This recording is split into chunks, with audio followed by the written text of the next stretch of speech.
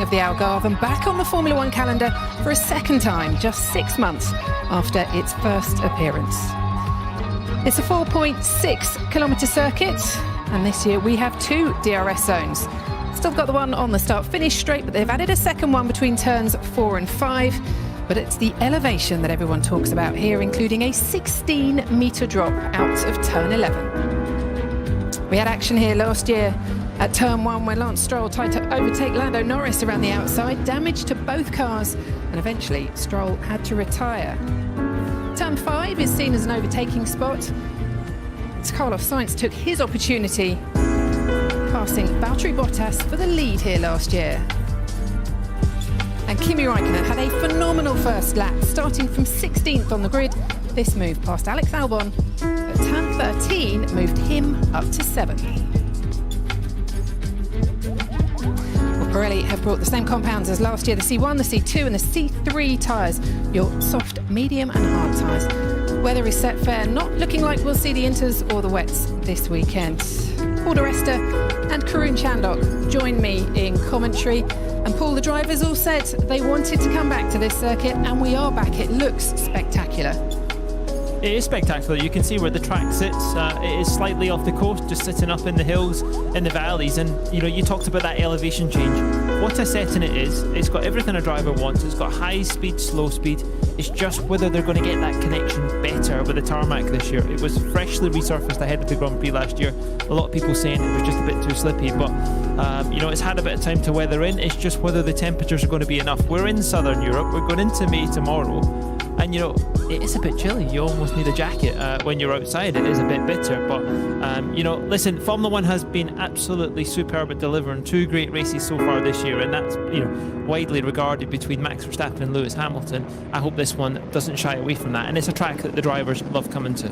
It looks as though it follows the lie of the land, but they actually put more elevation into this than was already there. And in fact, the CEO of the track, Paolo Pinheiro, was there when they were building it. The architects, particularly at turn 8, were looking at the drop at the other side of turn 8, and he went out to the diggers and said, no, make it steeper, and went beyond what the architects thought was possible. And that's the point that Daniel Ricciardo talks about, that you lose your stomach. Yeah, it is. And when you drive this track, it's got blind entries, blind exits, and sometimes the runoff area is so far away you cannot actually pick, marking boards where you want to brake, where you want to turn in. And that's the thing that, the drivers build up through confidence through their time here. But, I've done a lot of testing here in the winter, especially when it's tricky conditions. It makes it harder because you don't really know how much of the road you want to run. And track limits was obviously a massive talking point at obviously Imola. It cost Lando Norris a front row start. This is a place where you want to tempt and you want to push that when you come into a Friday, because of course when it gets to the meaningful running, it could play a part in qualifying as well.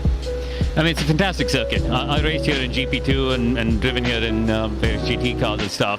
It's such a flowing circuit, and I think what I like about it is it allows creativity.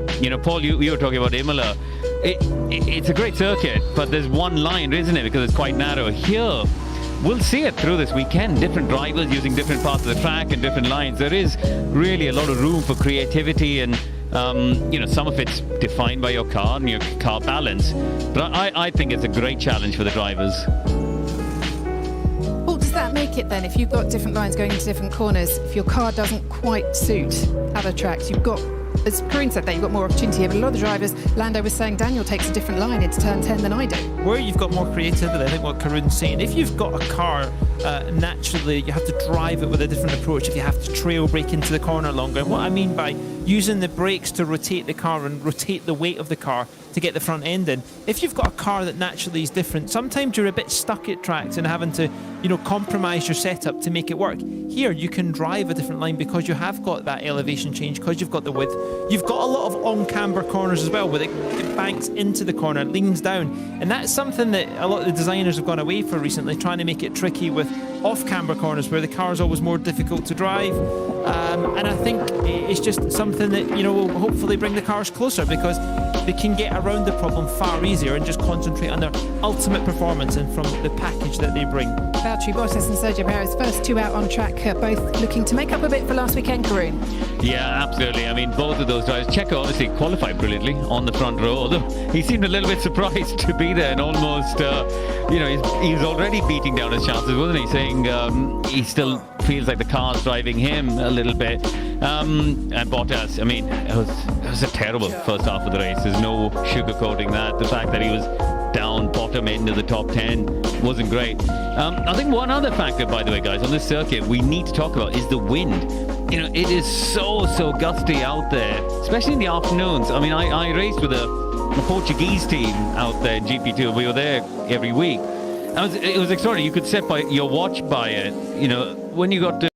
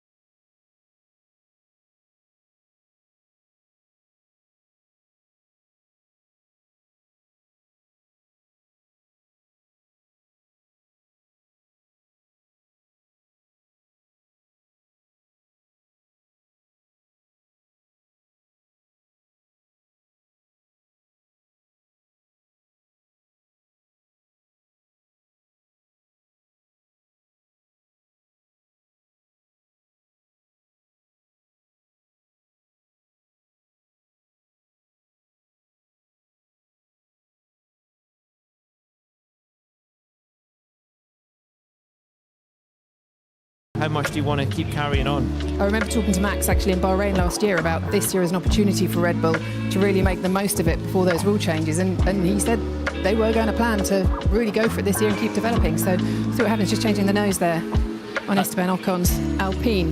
This year kind of reminds me of 2009, doesn't it? You know, we had a season where, 2008 actually, where you got Red Bull versus Mercedes, and in that case it was McLaren versus Ferrari. You know, they were in this massive development war with a huge regulation change coming for 2009. Callum Ilott here, the driver in the Alfa Romeo. I think this is his first appearance we've seen in an FP1. Young British driver, race winner in Formula 2, was a championship contender last season until Mick Schumacher really put his foot down and had a couple of good results. But arguably Callum could have won that championship if not for a couple of poor races. So very talented young driver, and you know, he's a reserve driver with Alfa Romeo and part of the Ferrari junior program. But yeah, no, just coming back to it, the development war Paul talked about, he's absolutely right. You know, this Mercedes versus Red Bull battle, they have to be careful though, because with the big rule changes coming for 2022, they can't get caught out in the same way that McLaren and Ferrari did back then. You know, that allowed Jensen and Braun, and in that case Red Bull, to get the march. So it's a real big balancing act for the top teams. Valtteri Bottas then, quickest time out there so far. Just getting to familiarise themselves with this track again, aren't they, Paul? And I mean, how much difference will there be between the cars they drove here 6 months ago and these cars now? Quite interesting. I heard yesterday already the top teams have already got the downforce back that they sacrificed over the winter with the rule changes, cutting away the floor. And I know this was the first time I think we saw the floor that was coming into this year being used, and I think Red Bull actually pushed it through in Verstappen's car last year. So that shows you that's there. The tyre is a bit slower. Temperatures, depending if they're working on your side or not, but the tyre is generally a bit slower. But what they'll come here, they've got nice stable conditions, a nice test, very different to what obviously Imola was, and they can properly get a baseline, and that's where the true test comes into it, as in what Christian Horner says. This was a track that Mercedes were able to dominate last year. They were able to dominate the Spanish Grand Prix. if Red Bull can really get on top of them, I think they're in for a very good shout at this, and that's why they will want to use every possible opportunity. That's where they can start to lean on Perez as well, him pulling his weight, and I think he proved that in Imola, that if he gets it together in the balance, he can certainly be a threat to Max, and a threat in a good way, because I think in the Verstappen camp they see what Perez did is just pushing Max to the next level he needs to be pushed to. Spoke to Lando yesterday, obviously in a really good place right now, but interesting, we were talking about Daniel moving aside for him last time out in Imola, and Lando said, I know he's coming. I know this is going to be a situation reversed later in the season. I was surprised how little people touched on it at the end of the race, because they were saying what a great job he did, and he did an excellent job, but it happened because Daniel actually got out of the way, because there was no way he could find his way past him.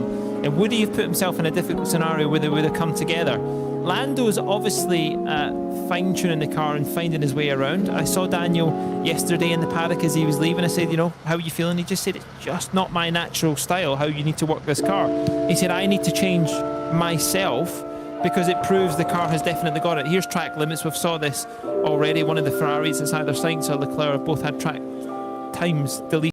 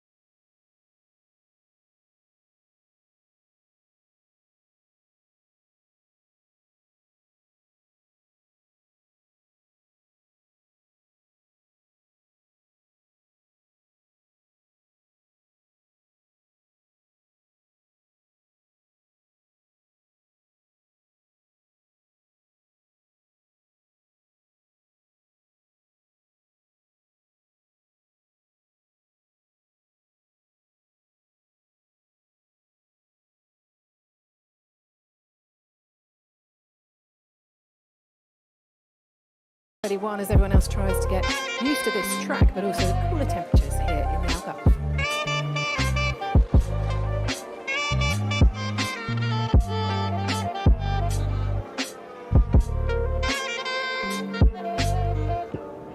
Max Verstappen's just gone out then. We'll see what his Red Bull's going to do with that new floor on it today.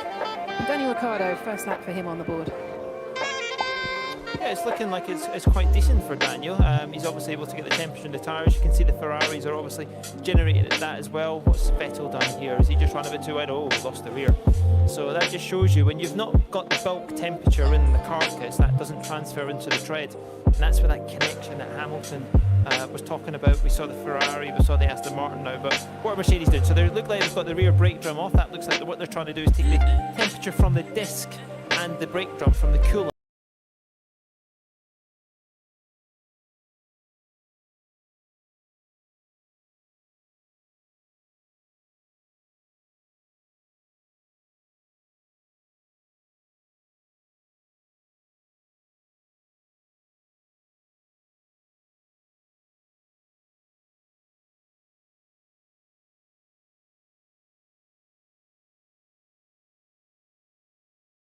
Such a hard compound. Yeah, okay, there's a lot of corners and there's a reasonable amount of G-force, but the track surface here is very smooth. It's, you know, only been done resurfaced last year. It's not as abrasive as places like Abu Dhabi or Bahrain.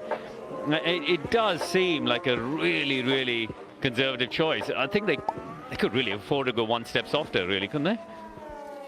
And last year wasn't a problem either, and that's the thing about it. I think when you saw last year, it was too easy for them just to continuously do the consecutive laps. You want to push them into difficult territory. You want to give them something to think about, and that's not where it is. Max Verstappen obviously backing out of that. Maybe he feels the tyres weren't ready, and this is obviously, it was his first attempt at it.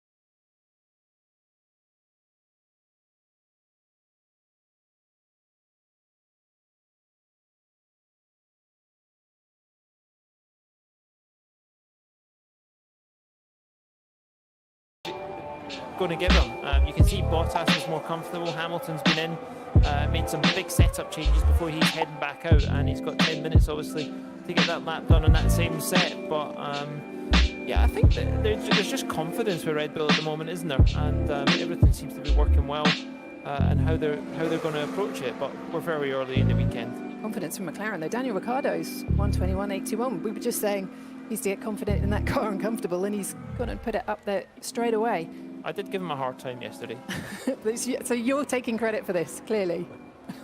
Well, big expectations. It was interesting though, when I was talking to Lando, he was talking about the different lines last year. He said Daniel took a different line into 10 teams. Obviously they were in different teams last year, but when you're looking at this track as a whole, when we went out, coming up to some of those crests. This is Max just getting used to it. Well, I think he just was standing on the loud pedal a bit too keen, and that shows the level of grip. But that's how you drive that's how you drive a Formula One car. Is that's what get practice it as is close for. to the slip as you can.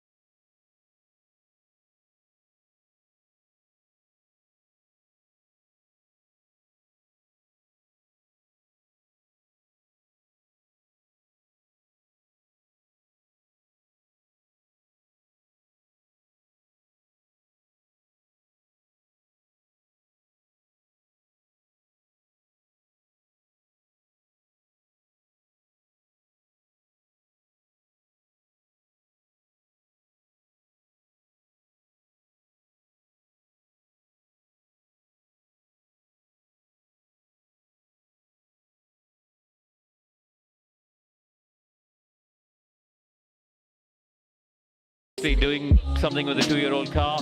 Is there more stuff you can do to speed that process up for him? Well, it's tricky because, you know, a 2-year-old car is still pretty out of date with where we are now. So it's time in the seat. It's trying to obviously refine his subtleties of driving, which are actually very similar to Max, the way he likes the car set up. So yeah, I think it's just seat in the, you know, time in the seat, and it's coming together for him. It was a great quality that he put together in Imola. You know, Sunday didn't quite go his way, but I'm confident that good performances are just around the corner. Great, thank you very much, Christian. We'll be back with you across the weekend. Actually, we've got a piece with Max and Sergio coming up this weekend with Crofty. Went to see them, and there's a really lovely interview between them. They actually seem to have a really good rapport already, those two. They've got good respect for each other, and I think they've got good respect within the paddock, actually, who they are and how they conduct themselves between other drivers and everybody that's involved in Formula One. And I think that's only great, and I think they both recognise the job that they need to do for Red Bull, and especially for the likes of Christian, to push that team to challenge Mercedes. And only by working together do you achieve that, and I think that's where the balance is good this year, and I think that's why they like to see that inner team rivals, and a bit like when it was Ricciardo and Verstappen. You know, you look how close they still are, even though they are competitors still at other teams now. Just watching Lewis, and whatever they've done seems to have worked for him, at least a little bit, Paul. Yeah, it would do. I mean, that car's not 12th quickest. I think he was just in the garage a bit longer and he probably wanted to be, and this should take him a bit further up, but you can see it's still quite a bit away from what Valtteri was able to do. You know, Valtteri's down at a 20.5 now, and you can just see the more they're pushing, the more they're getting out of it. Remember last year, Valtteri was the man, wasn't he? He was ahead of Lewis all the way through the weekend. Q1, Q2, and then just on that last round of Q3, they did a different strategy. One went for a single lap, one went for two, and Lewis jumped him. And I wonder whether we'll see a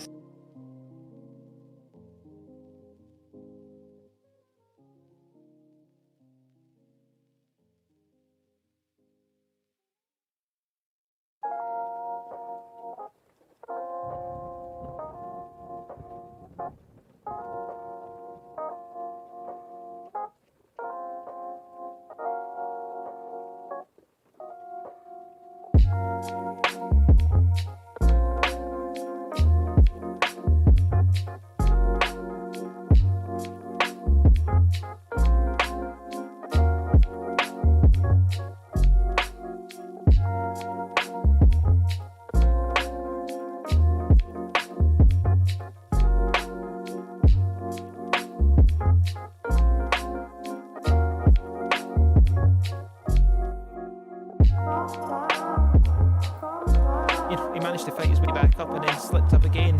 He's a great little personality in Formula One, and he's not scared of anything. He's certainly not scared to voice his opinion on the radio, as we found out as well. But you know, he's got the support, and I just hope it comes to him soon, because it'd just be nice to see him develop. And if he's going to look at the game, what's happened there with Max?